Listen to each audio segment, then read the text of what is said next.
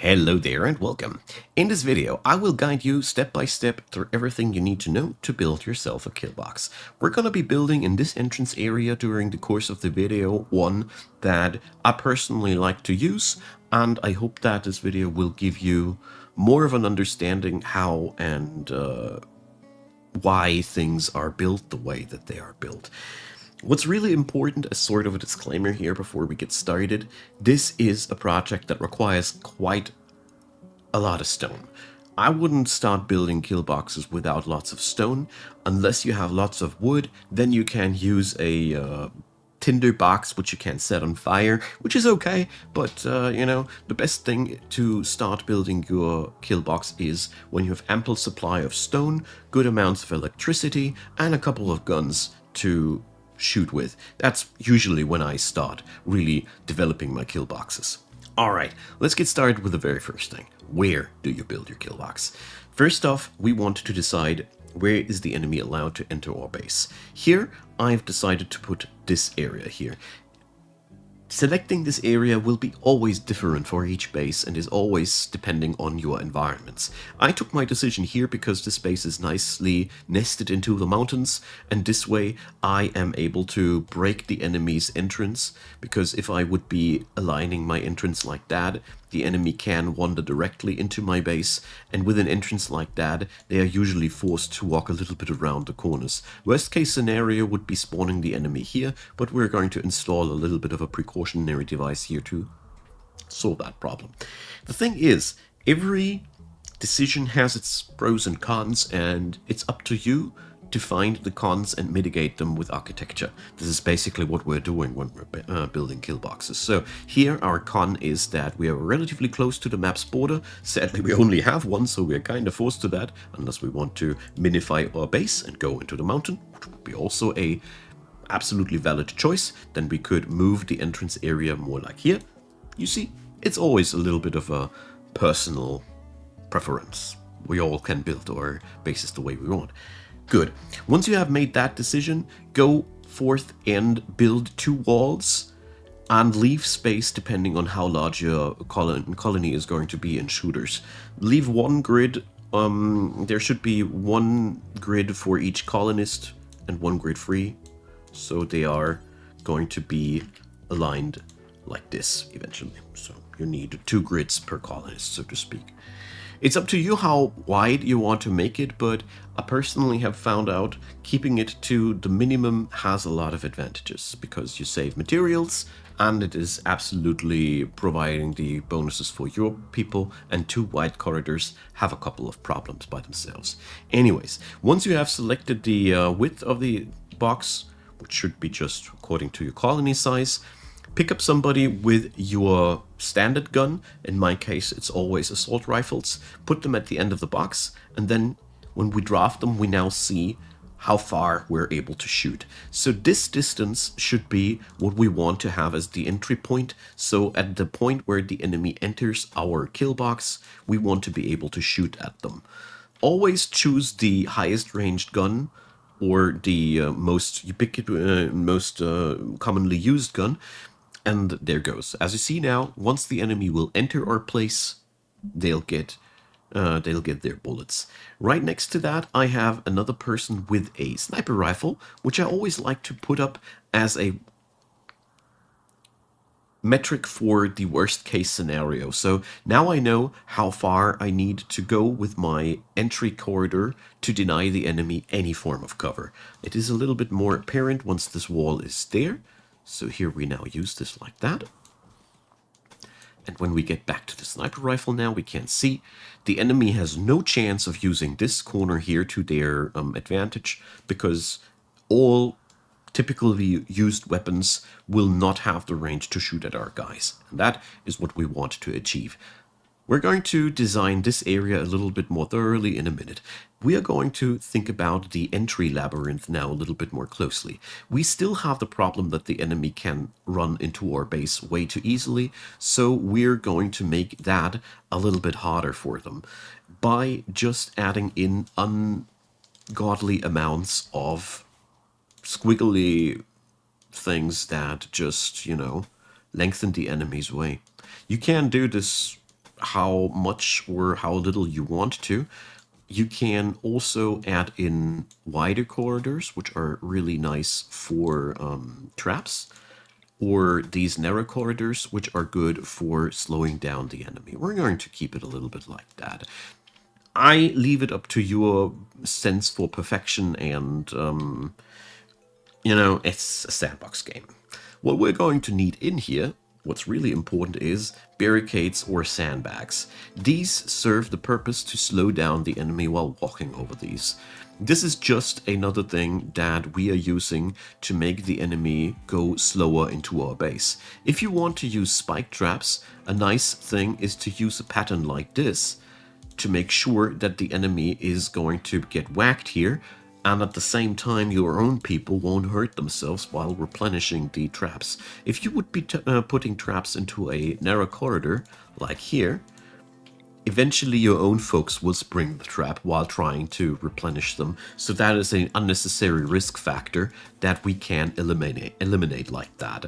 The enemy will always step into the traps because they will not prefer the slowing tile. They'll always use the most speedy entrance, so to speak. That's just AI behavior that we are abusing here a little bit. And to make things absolutely worst, we're going to go like this, and now we have a nice little detraction. You can build that the way you want to. The main purpose of this whole thing is to slow down the enemy's advance. And the last thing that we're going to put in here is the mysterious crowd stopper. For whatever reason there is, the enemy will not be attacking this turret, but they will be slower entering your base when this thing is present. It kind of like hampers with their targeting behavior and makes them enter in a steady queue your defense parkour instead of dense lumps of enemies that will just explode into your kill box, which are harder to kill. That's the whole idea. I gotta say though, in all honesty, this device is something you need for mostly for runs that go beyond 100% difficulty, because usually you don't get that many enemies that you really are forced to use this. It is handy and practical nevertheless. Okay, so this is something we can use as much or as little as we want to. Let's move back to the shooting range. Here, my favorite cover system is the following. We're going to set walls like this, and then we're going to use barricades. In this case, I'll be using the ones out of stone. Always use the highest hit point stone available. Slate here in this scenario is not the best one, but we only have slate and marble, so when you have only soft and softer at your disposal, at the end of the day, multi-layering walls is a really, really good thing. Okay, this construction here works like that. Your people standing right behind the barricades, and we're ordering one of our folks now over there to show you how it works. If we are ought to shoot at these guys, we now get the benefits from the cover here, from the barricade, and from the wall at the same time, and that is just as good as it gets, basically. This type of cover will provide you really, really good defenses. Inside the shooting range, you want to have as little obstacles like these marble chunks or anything that the enemy could use as cover. This is the worst thing, providing the enemy cover. It also ain't that much of a good idea to put any type of flooring down there, because flooring makes walking more efficient, thus speeding up your enemy, and this is nothing we want either. Therefore, my personal favorite, if applicable, is putting a big fat grow zone on top of this and just ordering to plant dandelions. Dandelions live relatively long and are easy to plant out. They really have even a bit of a beauty rating, but they have a lifespan of 20 days, so they don't produce much work. And the best part about it is we can now set up animal zones on top of it if we want to, that defend our kill box and have their food at the same time. Either way you do it, the most important thing is deny your enemy cover and movement speed bonuses inside here.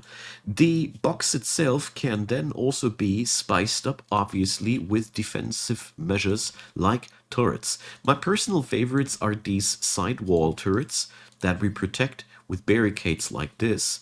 Obviously, they need a power cable too, but you get the idea. The enemy entering your box will then be distracted by attacking these turrets instead of walking straight up there. Melee folks will be walking straight up there still, can then get easier intercepted while the shooters waste their time here.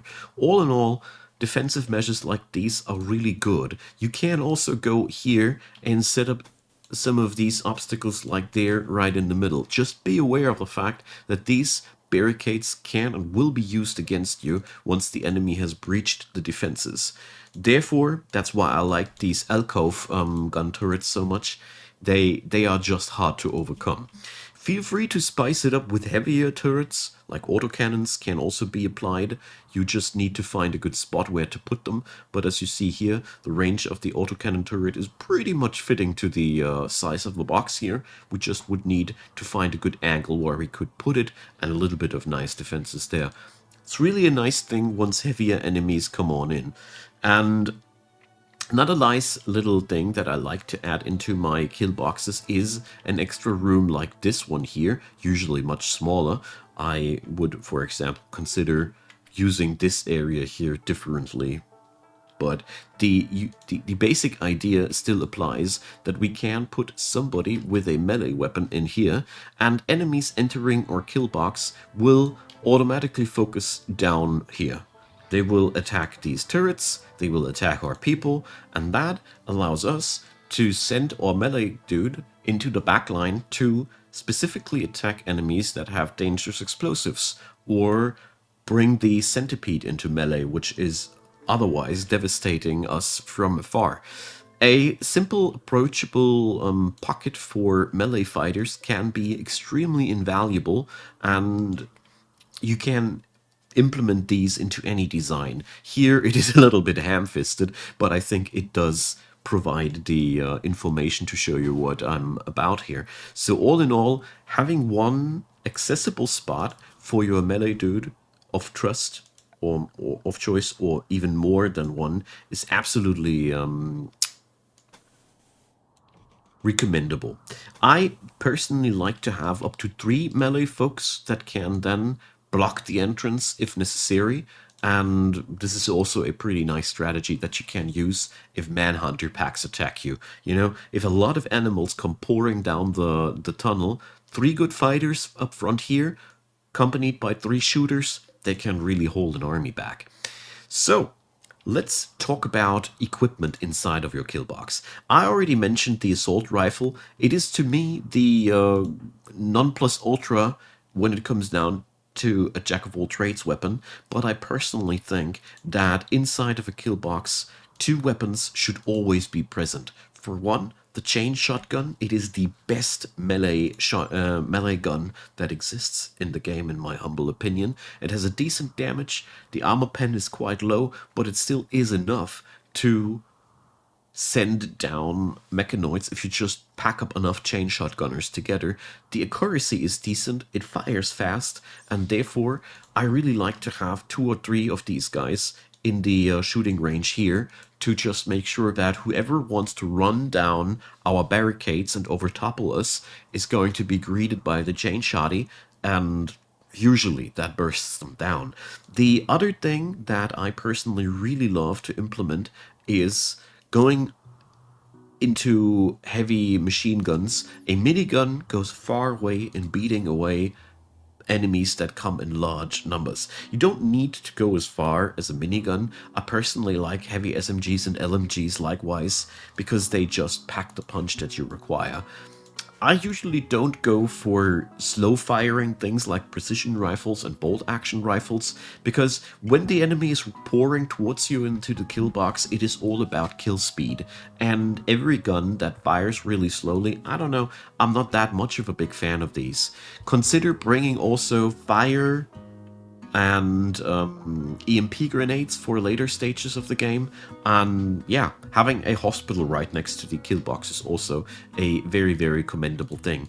And last but not least, architectural. One thing that I really found to be a good strategy is to have a corridor like this to flee if your barricades get overrun. This way, the enemy is not using this wonderful array of defenses against you, but instead they pour into your base, which is hopefully better defended than this.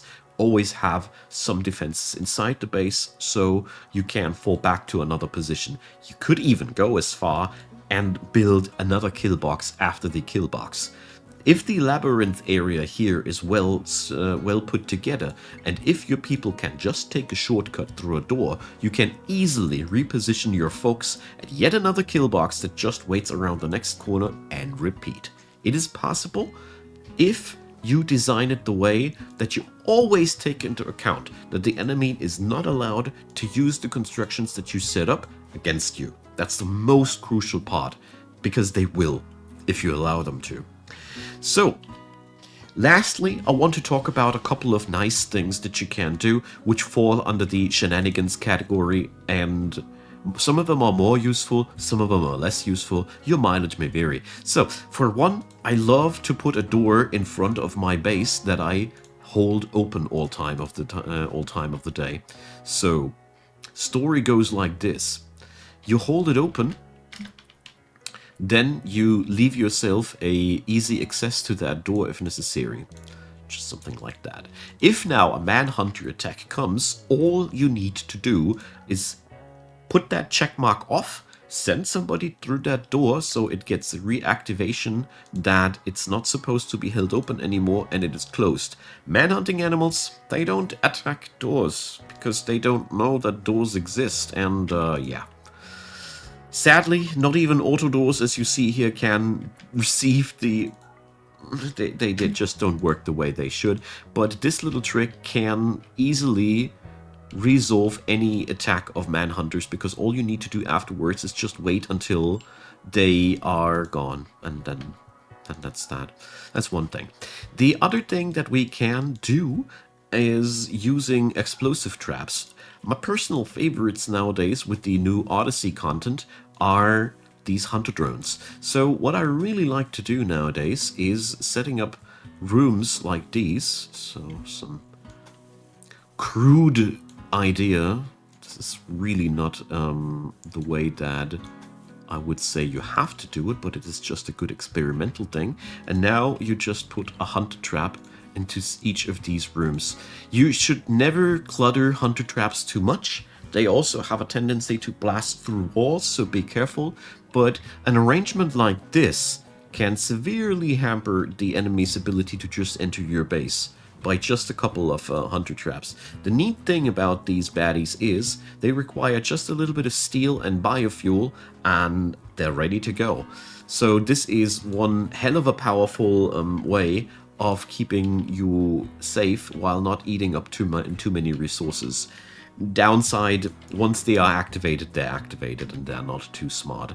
Obviously, we can also use IEDs. Those are trapified mortar shells, basically.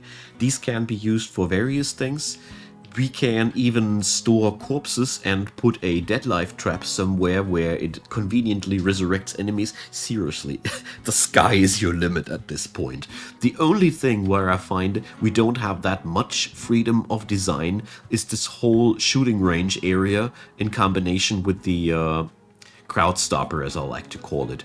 So here I would need to reconstruct that area again if I would want to make it work, but we're just going to put it away because it wasn't that well put. It was just a demonstration. Anyways, what I like to point up as a last thing at this video, these are the general basics about KILLBOX building.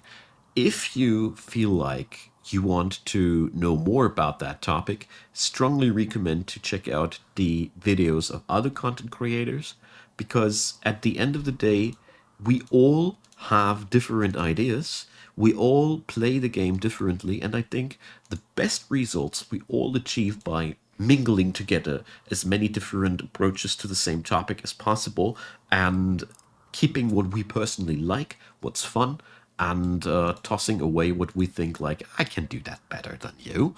And that is the best way to go for. So feel free to drop into the comment section what you think you would do differently. Just want to ask for a friendly tone here so we can all learn from one another and have the best results at chopping down enemies.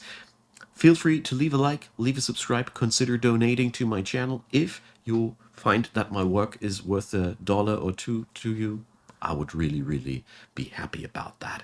A big thanks to all of the folks out there helping out the channel, and a big, big thanks to you for watching this video up until the very end. Deeply appreciate you taking that time. And yeah, I hope that you found something helpful, and see you all in the next one.